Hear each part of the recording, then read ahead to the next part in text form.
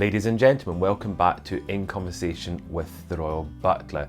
Now for today's episode, I'd like to talk to you about the transformation that takes place when you join the British Royal family. And of course, I'm talking most recently as a wonderful example, if I can use that word, is the Duchess of Cambridge, who we've seen transform from the young girl that was dating Prince William into a future queen.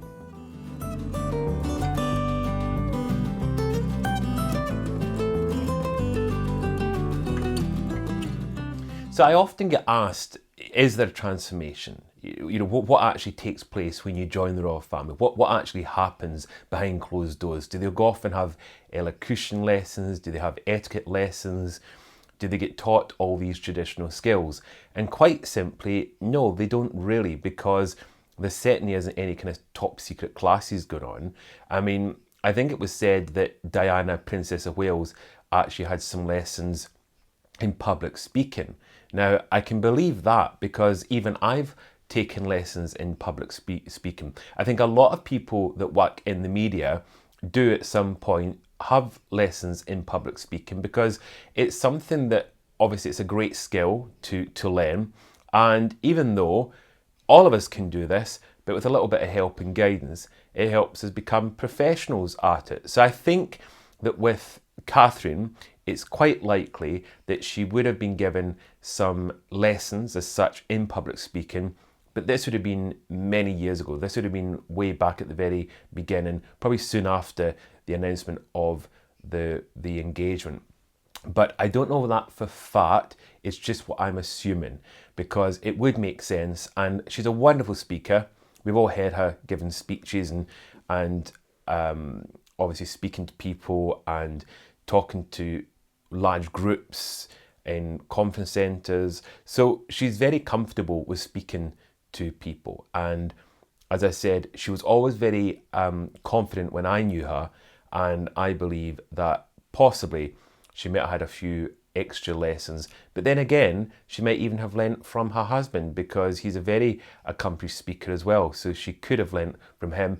But I think you'll all agree that both Prince William and his wife have kind of been doing the same work as such for about the same amount of time, because Prince William entered into public duties only about a year or so, maybe even 2 years before his marriage to Kate. So really, they have both learnt the job together.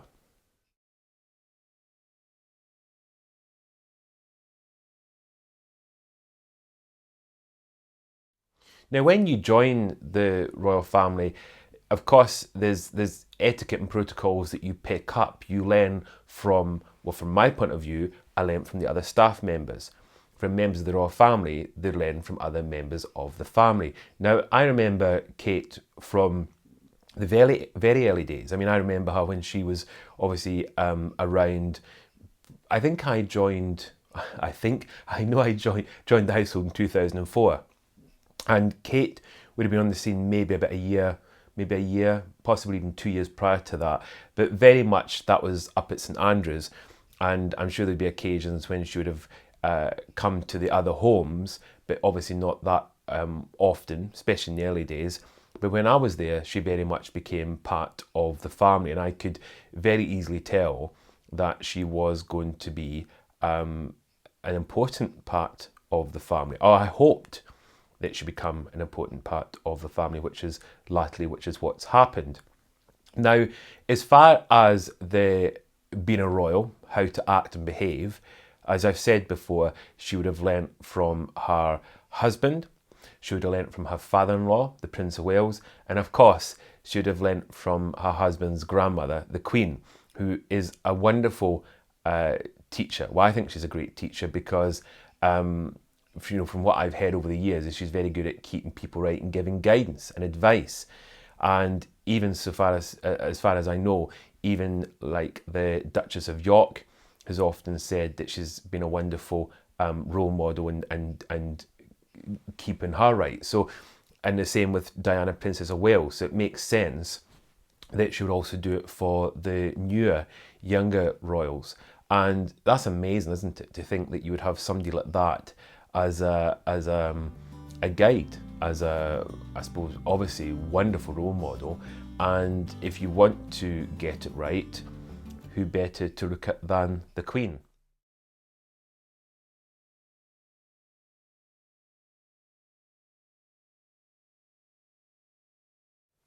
Now, of course, the actual etiquette of day-to-day etiquette, shaking hands, meeting and greeting, I mean, she would, of course, understood some of this from her own upbringing, from her schooling. She would have learnt a lot of these kind of basic skills. Now, with the royal family, obviously the rules are quite strict, as in the etiquette rules, and that's what I teach. And it's the kind of things of when you meet a royal, the royal extends their hand first. You don't extend your hand. It's very old traditional etiquette rule. And I'm not saying that everybody gets it right, but it's a kind of, it is there. And I think you would find with the Duchess of Cambridge, she would either have seen other members of the royal family doing this, or she would have just picked it up. It's possible somebody might have said to her that these are some of the pointers when it comes to royal etiquette. Now, I know for a fact that if you go for an investiture, obviously the Queen in her birthday honours, New Year's honours, different people get awards, and when you go to collect the award or the investiture, then there's obviously I want to say a mini class. There's a mini class that kind of tells you what to do and what not to do, just to keep you right. And I think again that with, for example, the Duchess of Cambridge, there might have been one or two people just, not a class as such, but just giving her some pointers. And most likely it would have been her husband, just saying this is what we do or what we don't do. And who did he learn from? He learned obviously from his father and from his mother and of course his grandmother. There's also the kind of rules like you don't speak to a royal unless they speak to you. So again, Catherine will be fully aware that she's got to engage in a conversation with you. So if you meet with her for the first time and she offers a hand and there's a handshake, this is assuming handshakes do one day come back, because at the moment obviously handshakes are not happening. But you then let the Duchess lead the way. So she would then say, possibly, where have you come from? And she would strike up the conversation, which would allow you to then answer. The other thing they're very good at is when the time is up, it's time to move on. They're very good at kind of finishing off the conversation without being rude. So they normally say, "Oh, it's lovely, it's been lovely meeting you," or "lovely speaking," or something will catch their attention and they'll make reference to that, and then they'll say, "Please excuse me, enjoy the rest of your day," and then they'll move on. So it's always very nicely done, and done also in a kind of humorous, light-hearted way, which makes it fun for everyone.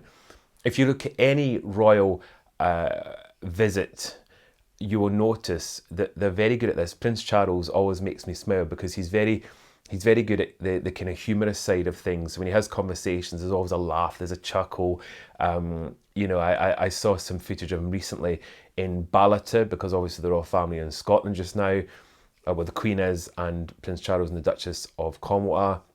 And Prince Charles, on his walkabout, he saw a dog and he kind of stroked the dog and he made some jokes saying, amazingly, one day I'm sure one of these dogs will probably bite me, which is the kind of humorous side, and everybody then laughs, and it makes people feel very relaxed and comfortable, and I think that's what's really important.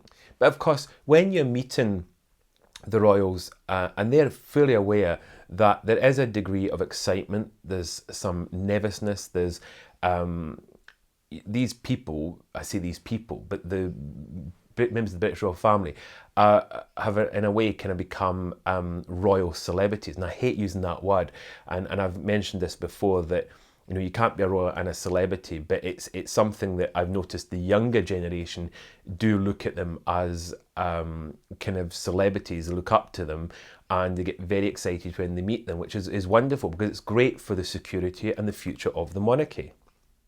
So as I said, at the moment, obviously handshakes are not on the agenda, but Kate will be giving guidance on what to do in the meantime. I have noticed Prince Charles does the Namaste and puts his hands together, which is lovely, and it's a wonderful greeting, and that's something that he's obviously, and the Duchess of Cornwall have been doing, and Prince William I've noticed doing it as well. So those are the kind of, this again is royal etiquette being updated so that it works for the times that we're in. Now, when they meet in private is obviously slightly different because, again, meeting them people in public is one thing, meeting them in private, obviously there's a whole entire different situation because there's possibly going to be a tea, there could be an afternoon tea, there could be a lunch, there could be a dinner, these kind of things. So they're going to also, as well as remembering those kind of royal etiquette traditions, there's also the hosting part that once again they're very good at. Now, Catherine would have learnt these skills once again from her own home. And I think as a royal, she would have obviously improved upon those skills, if I can say that. And she's a wonderful hostess. I've witnessed her as a hostess even before she was married. And I knew she was a very good hostess. She was very good at making people feel comfortable, relaxed, making sure everyone's got everything they need. So from that point of view, she, as I've witnessed, she'd already learnt that from many years ago. So, and possibly again during her education and her time at home. So when she became a member of the royal family, this was a skill that she already understood. And I don't think she needed to improve upon that from my experience because she was wonderful at it. And I mean, there's always room for improvement, but that is an area that she was very comfortable in. So I think you would find that if you went to the Duke and Duchess of Cambridge's home and they were hosting you, you'd be well looked after, and should make sure that you've obviously, you've got everything you need from food, from drinks, beverages, and of course, I'm sure there'll be people there also to give a hand to make sure that everybody is well looked after. The other thing also is when we talk about the kind of the transformation, I suppose people say to me about speaking. Now, I mentioned about public speaking, but also just speaking in general. Now, the one thing I learnt from my point of view was being Scottish was to try to slow down and pronounce words clearer. Now, for the Duchess of Cambridge, this was not a problem because, again, when I worked for them or looked after them, she was beautifully spoken, very softly spoken, very clear. But again, I have noticed that from those days to now, when she speaks, it's definitely a lot stronger, if I can say that. And I don't think I would say clearer, probably just stronger and maybe louder, but I obviously don't mean shouting. It's that thing of pronouncing words clearer and stronger, which again is something that she's become more comfortable with when she speaks to people either at different events, in groups or in private. So these little changes have obviously over the last 10 years taken place, but it's kind of natural changes. And I mean, even if you joined the aristocracy in the United Kingdom, these are the kind of things you would expect to happen. These are the kind of life lessons that you would learn. In fact, even in different business types and work and media, these are things that you learn. So it's not just within the royal family, but it's a very interesting transformation, especially from my point of view, when I actually knew them and saw them in the early days to watching them now. Now, of course, the other thing that's been pointed out is clothes. Now, I've noticed on some of the other social platforms, dare I say TikTok and other platforms, which I've also tried to join, just to mention, I've noticed that people will share images of her from, say, 15 years ago, which again is the time that I knew her. I say 15 years, even possibly even about 20 years ago. And of course, what you've got to remember was this was a young, if I can say, a young girl, young lady, who has very much in her eyes grown up. So a bit like Prince William, she has actually kind of grown up in most of our eyes. So of course, her dress sense has changed. Now, I think it's safe to say that, and please, ladies, tell me if I'm wrong, and it's the same with the gentlemen, your dress sense does change. The way you dress, the things you wear, from a lady, from the dresses, the skirts, the tops, the accessories, for the chaps, the suits, the smart casual look. I think it does change. I mean, I know from my point of view, if I look at what I wore 20 years ago to what I wear now, it's very different. So of course, when you see images of Catherine, the Duchess of Cambridge, you also see how her image has changed over the years. And as I said, there was nothing wrong with her image back in the day. It was the fashion of the time. And yes, she didn't wear the designer dresses that you'll see her wear today, or they have the accessories that, again, you see her wear today. For example, it's highly unlikely that she would have worn tiaras as much as she does when she attends royal events. It's not to say that if she'd married into British aristocracy and there were certain occasions, then she would have worn a tiara. But I think the reality is, for a lot of us, in day-to-day life or different events we go to, it's very rare, sadly, that we get the opportunity to, or for the ladies, I should say, maybe not, maybe the chaps, but for the ladies, to wear the tiaras. So obviously, her fashion, the way that she does dress, has been very much influenced by the role that she now has taken on. When I mention about fashion as well, it's not. I think the thing is, the royal family are very aware when it comes to spending, because we get reports on what's spent every year, and they've got to bear in mind that as a member of this country, I'm a taxpayer, and of course our money goes towards part of it, a percentage of it, a tiny amount. I think it's something like it was the equivalent of a Mars bar, which is a bar of chocolate. For each of us, that goes into what is given to the royal family. Now, the money side, it can be a little bit complicated because the Queen actually gives a lot of money back, and of course a lot of money is also generated through the tourist industry. I believe it's about 500 million thanks to the royal family. So it all kind of, when you look at all that, it's quite interesting to look at. So they're well worth the money, if I can say that. But getting back on track, obviously they're aware of what they're spending when it comes to budgets and things. And it doesn't mean to say that they don't sometimes get the most amazing dresses or outfits or uniforms, but especially when there's an overseas tour or any official visits, you will see them have, it's quite traditional for them to have a wardrobe designed for the tour. Now, most famously, this has taken place in the past. The Queen Mother, when she went on royal tours, she had a wardrobe created. There was one famous wardrobe that was created not long after her mother. Her mother had actually passed, the Queen Mother's mother, who was the Countess of Strathmore, and she had a whole wardrobe designed in white, because white was the colour of royal mourning at one time. So it's not unusual for these wardrobes to be created for the tours. Now, the same with the Queen, and the same with Princess Diana, the late Princess Diana, Princess of Wales. So once again, with the Duchess of Cambridge, she'll be very much involved in what's going to be worn, the design, the accessories, and then obviously it's something then you will see her wearing during these visits. But the other thing that's I think wonderful, it was once said that you would never see royals wear the same thing twice.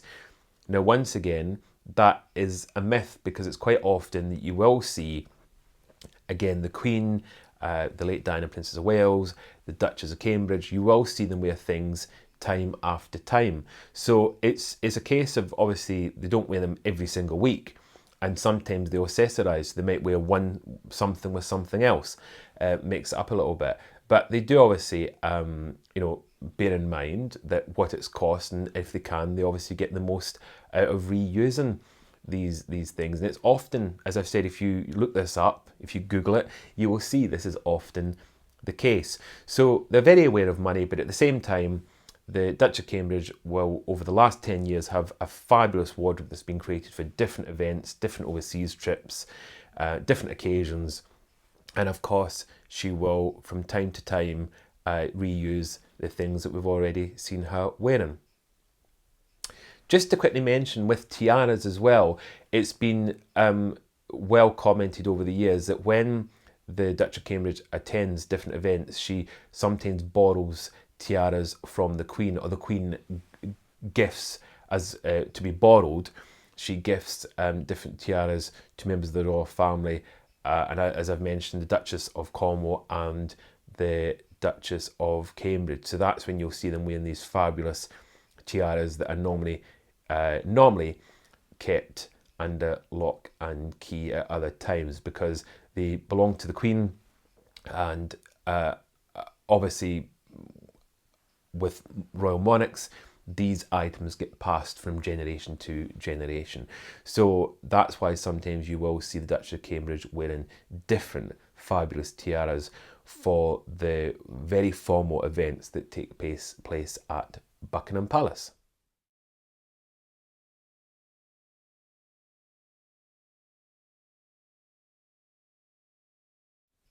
The other thing that has been noted is that you don't often see the Duchess of Cambridge let her hair down, if I can say that.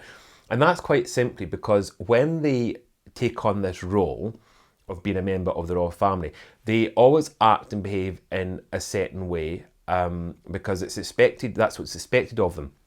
And it doesn't mean to say they don't get opportunities to be themselves, because they do. But at the same time, they're aware that the eyes of the world are watching them, and everything they say and do reflects that. So, of course, if she had married a Mr. Joe Smith from the end of the street, it'd be very different for her, because even though she would attend possibly different events throughout the year that a lot of us attend and would get dressed up and act and behave accordingly, there'd be many occasions where she would just dress down and it wouldn't matter if anyone saw her dressed down. Where today, when she dresses down, you can guarantee it's in the press, because suddenly here's the Duchess of Cambridge wearing a pair of jeans and a t-shirt.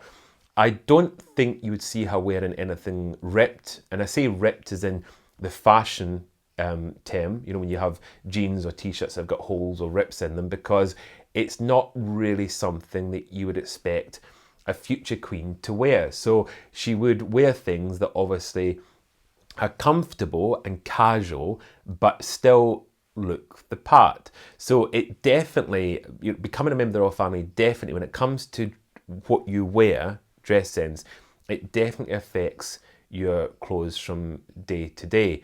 And I have been asked, is there somebody that advises the royals on what to wear?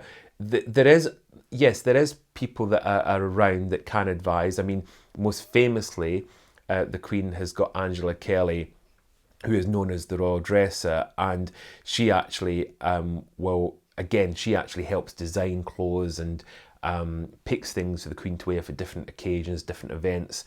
Now, as far as the Duchess of Cambridge is concerned, most of it she would do herself. I think if there's an overseas trip, there will obviously be people to kind of keep her right or to advise her on the different dress codes for the different days. But I mean, at one time, royals had people literally dress them. You know, people would put things out and they would actually dress them.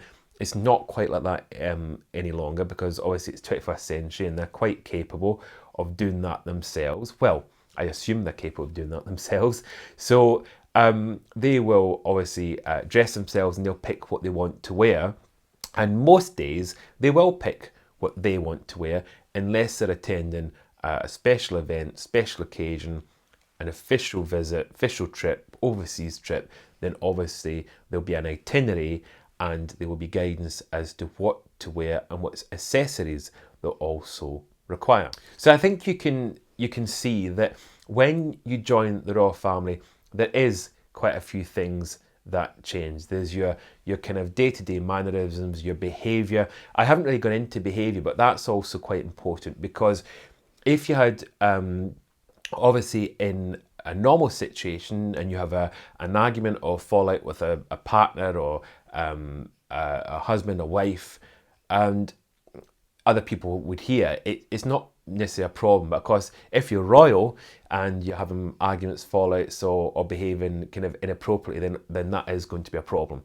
So once again, they have to not change, but they have to be aware that when they have, and when they had any kind of disagreements or anything, it's got to kind of be, it's quite difficult. Of course it's difficult, but they've got to remain behind closed doors, because we all know that even when celebrities have fallouts or arguments or disagreements, you can guarantee that we read about it and we hear about it. So for the royals, it's not really something they want people to be aware of, because they are very private.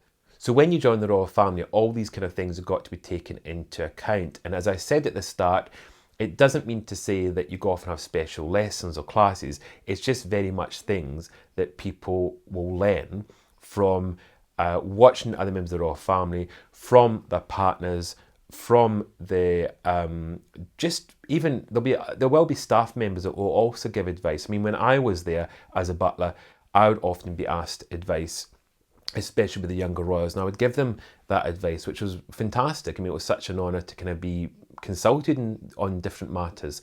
So there's a great pool of people there to get advice from and to kind of do that transformation.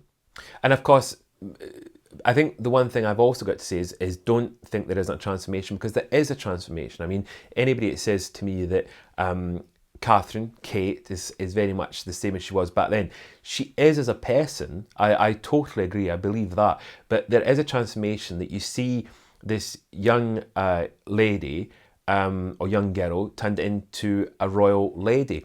And we've seen it with other royals. It will continue in the future. When Prince Harry married Meghan Markle, there was also a transformation there. I mean, I don't think anyone can disagree that we saw Meghan Markle go from wearing kind of her wardrobe, her day-to-day clothes, to suddenly wearing things that you would expect of royals to wear, royal ladies to wear. So there is a transformation. And lastly, I forgot to mention hats, because hats are a big thing. The Queen she never goes out without wearing a hat, which is a very old tradition. Hats and gloves, ladies would always wear in the day. Of course, ladies sometimes wear gloves, evening gloves as well, but in the day, they would certainly have the hats and the gloves on. I mean, I even remember my late mother, when I was a baby, would never go out the house without wearing a hat. All the pictures, she wears a hat. So I think for a lot of us, we would relate to our own mothers and grandmothers and great-grandmothers wearing hats and gloves. And this is something that members of the British royal family still do to this very day. And the Duchess of Cambridge very much wears a hat or hats when she's out and about carrying out official business. And I think it's a wonderful tradition. And then in the evenings, if there's an evening event, then you would see her put on a tiara. And of course, there's an old etiquette rule that I sometimes do bring up on my social media, which is that hats can be worn indoors from the morning until 6 p.m. Then after 6 p.m, it's then tiaras for the rest of the evening. But of course, that's if you're going to an official event. So as I mentioned, hats are very much part of royal fashion, and that's why you see these young ladies that have joined the royal family who possibly never wore hats or hardly wore hats before. Suddenly it becomes very much of a day-to-day accessory.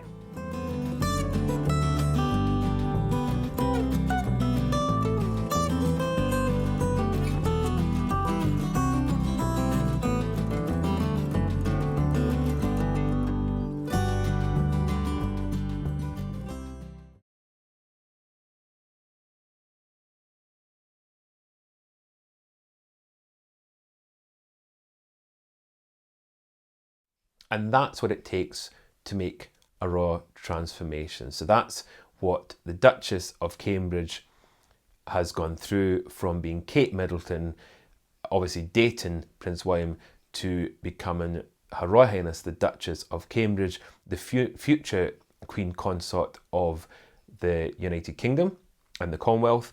As the wife of Prince William, she has had to go through a transformation of sorts, and that's why you see her acting, behaving and dressing the way that she does today. And if I may say, she does a wonderful job of it. And I think you would all agree she will make an excellent queen when that time comes. Thank you so much for watching today's In Conversation with the Royal Butler. I hope this has given you an insight into the transformation of the Duchess of Cambridge from a young lady into a future queen. And I should quickly mention, amazingly, we've got Shumba today. He actually came in. There we go. He's come to join it. He has been sleeping, but he is here. There we go. You okay, Shumba? Did you enjoy that? Did you enjoy that conversation? You've done a transformation, haven't you? Since you become famous, he's done a bit of a transformation. He does sometimes put on clothes. I don't know if you've seen him wearing anything, but in some of the quarantine videos we actually had him putting different things on, didn't we? Yes, there we go. You can tell he's once again thrilled to be here. Just a quick mention that I'm doing another online talk or a class, but this time not a YouTube live. It's going to be a Zoom class, and it's actually with, and I'm going to get this correct because somebody pointed out the last time I've used both. The lady that's joining me is a cousin and a niece of Queen Elizabeth II. And the lady in question is Her Royal Highness Princess Katerina of Yugoslavia and Serbia. She was born in London. She's a UK princess. She's a close member of the family, and as I mentioned, she's a niece through the late Prince Philip, a great niece through the late Prince Philip, and she's also a cousin of the Queen. She was actually also a cousin of Prince Philip, just to confuse things as well. But she's a wonderful lady, and we do classes together in London, and we thought it'd be fun to do a day-to-day etiquette class on the kind of do's and don'ts, as I've mentioned, on day-to-day etiquette and deportments. It's things like introductions, the correct handshake, the correct greeting, especially in the time that we're in just now, so maybe not handshakes, and the correct way to walk and sit, and obviously taking your questions. There'll be a question and answers. It's sure to be quite a fun class. It's online. We are slightly limiting the numbers because we were aware that there might be quite a few questions, but you can book it at the link below this video, or you can go to my website, theroyalbutler.co.uk, where you'll also find a link to book the next online class. And I said this one will be a Zoom, so you have the option to join via video link or not. So some people like to do that, so we can actually have face-to-face, eye-to-eye contact.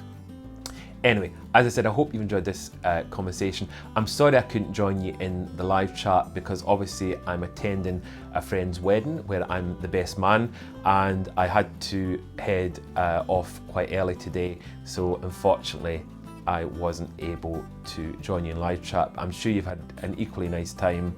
Have a wonderful weekend, and I will see you next Wednesday for the next At Home with the Royal Butler. But until then, stay safe and thank you for watching.